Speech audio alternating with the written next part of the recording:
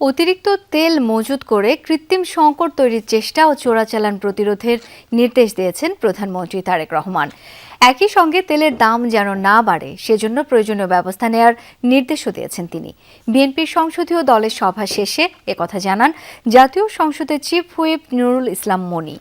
তিনি জানান, জ্বালানি তেলের পর্যাপ্ত মজুদ রয়েছে 2 লাখ মেট্রিক টন। এরই মধ্যে বন্দরে পৌঁছেছে, নতুন করে আরও 2 লাখ মেট্রিক টন লোড হচ্ছে।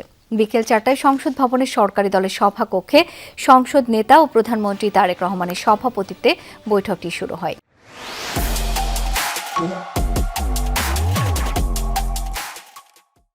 বৈঠক শেষে চিফ হুইপ আরও বলেন, যুদ্ধের কারণে গোটা বিশ্বে জ্বালানি খাতে অস্থিরতা চলছে, কিন্তু বাংলাদেশে তেলের দাম বাড়ানো হয়নি। প্রতি মাসে 200 কোটি টাকা ভর্তুকি দিয়ে জ্বালানি সরবরাহ চলছে।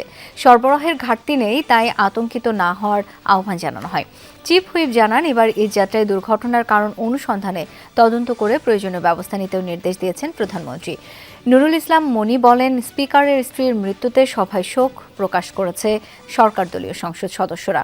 জানান, আগামীকাল আবার বৈঠকে বসবে বিএনপি দলীয় সংসদীয় কমিটি। পাশের দেশের তেলের দাম কম, আমাদের দাম কম, ওদের দাম বেশি। খুব সঙ্গত কারণে চোরাচালান হচ্ছে।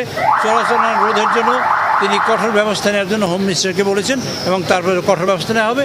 একই সময় যে অভিযান চালানো হবে, যারা এরকম হোর্ডিং করছে বা যারা তেলের মজুদ করে রাখছে বা তেলের আর্টিফিশিয়াল ক্রাইসিস তৈরি করার চেষ্টা করছে তাদের ব্যাপারে।